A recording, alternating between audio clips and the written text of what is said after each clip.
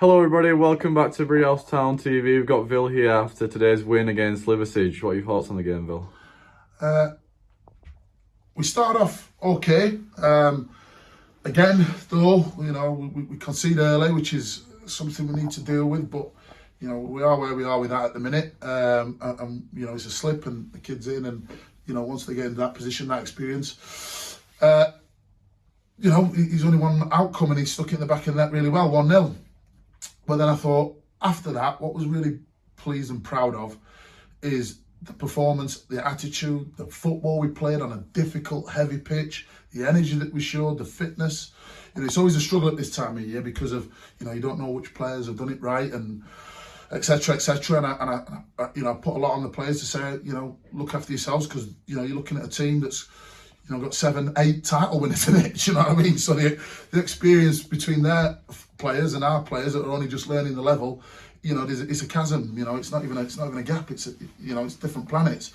So to play the way we did and dominate how much we did against such an experienced and such a good, they're a good side. You can't take anything away from the quality and experience we've got. And we, at times, no disrespect to Liversedge, we made them look average with some of the stuff we played. And then, rightly so, we've got as equaliser just before half time. Again, I switched the 2 wide players over because I thought normally I'd get a joy on his side, and I thought that Cisse would get more joy on the opposite side against Hardacre, and he did. And he, great quality, composure to sit 3 of them down. And Porto's, 1v1 is probably still one of the best. You look at some of the saves he's made today to keep them, within touching distance.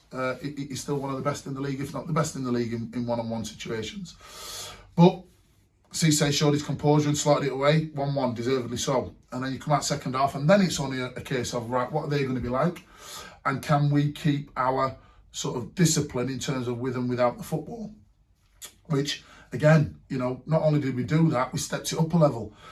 And the frustrating thing was, before we scored, we should have scored maybe 4 or 5. And again, that's no disrespect to Liversedge. You look at the chances and we're not hitting the target and we're snatching at things, and Porter's pulling off worldies, and you go, right, is it going to be our day? And then they're going to nick one on a set piece or a corner or something like that, because to be honest, that was their threat. We didn't really feel any threat other than from set pieces or throw-ins or something of that nature. And then Cameron, we get the free kick, got it through Drakey's hard work. And again, Drakey, I thought, was brilliant today. Everyone was absolutely, a 9 or a 10 out of 10, which is what we needed to be to compete. He's got the free kick, and Normie's put a great delivery in, and Cam's got on the end of it with a great finish, 2-1. And then you go, can we kill the game? And you go, right, okay, another chance, and we're not in the target with things in one-on-one situations, and Porter's still doing what he does best. But again, on the counter again, well, I say on the counter, we built up play quite well to get it to Cameron. It was a big threat driving through the midfield, and it's a great finish from the edge of the 18-yard box into the bottom corner. 3-1, and you think, right, you're comfortable, but don't get complacent, because these are always a threat, and the experience tells you, and our experience from us tells us that we're capable of conceding later on, which we've done consistently during the season. Again, it's something we're trying to fix as a team and as a club.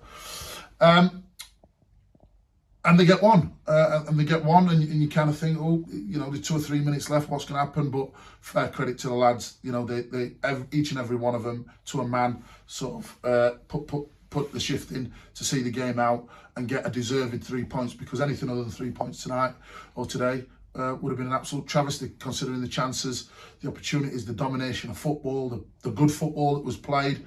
Everything about the game just said Brighouse Town today. And really frustrated that it wasn't more, but we'll take the 3 points at the first win of 2024.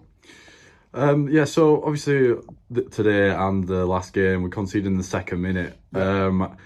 How can we build on that? Is that lack of focus at the start of the game? How can we fix that and stop it from happening again in the future? It's an experience. It's as simple as that. It's an experience. We look at the squad.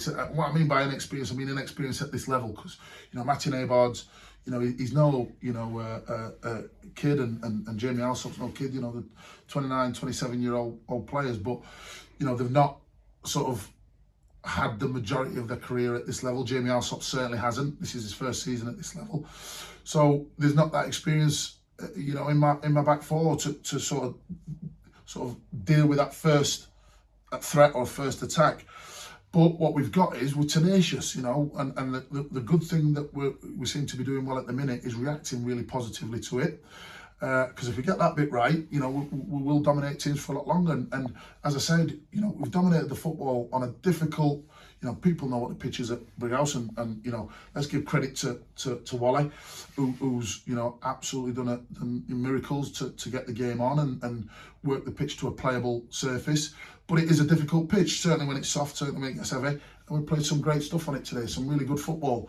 So the reaction from the players is what I'm pleased about, despite the fact that we have got this little Achilles heel where we seem to be sort of nicking or losing goals early in the game, but we've got the ability to come back, which is what you need. And if we get that bit right, which, you know, we will do, we're working on things, and you can see the improvements over the last 3 or 4 weeks, certainly in the last 3 games. It'll pay dividends. Do you think the pitch affected how we played today, tactical wise? No, I think it sapped our legs and sapped their legs, certainly. We showed that we were the fitter side by a mile. We showed that. We showed that we can play on a difficult pitch. I mean, there were, you know, small patches where they did try and move the ball, but, you know, not to really no avail. But like I said, you could see we'd attack down one side and then we'd open the game up and come down the other. And they couldn't really handle that. And what we did, we kept the ball on the floor. We knew when to go in behind, and we knew when to go into feet. And they couldn't really handle that. And that's, you know, yes, the pitch affected our ability to do that consistently for the whole 96 minutes or 97 minutes, definitely.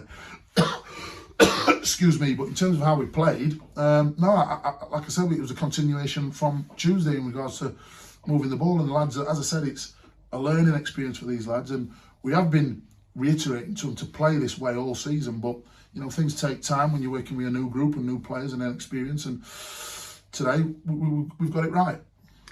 Cam Bedford gets 2. He performed really well today, I thought. Have you got any thoughts on his performance over recent games? No, Cam Bedford has been brilliant. He's been brilliant since he's come in. His attitude is great. He's a good kid. So yeah, no, I'll start keeping my opinions on my players a bit quiet, because what happens is then everyone jumps all over him and starts paying money for him and all the rest of it. So I'll keep them ones to myself. Okay. Moving forward, we've got Grantham on Saturday away. Yeah. What are expectations from that game? Again, it's going to be another performance like today. It'll be a difficult one. You know, they're down there fighting for their lives. You know, they've got another team that, you know, they've got, you know, resources to sort of certainly do things, and we'll have to sort of match what they've got. But as I said, if we can get the little bits that we need to work on, and we will do, and we can get some bodies in the door, which we're trying to do, but it's difficult because we cut our cloth accordingly, which everybody knows, and currently the market's ridiculously inflated in terms of getting players in. So, you know, we'll have to be patient and get the right one in, but, you know, if we match them and do what we've been doing recently, you know, we'll cause them problems and hopefully get a result. Thanks for your time, Vil. Cheers.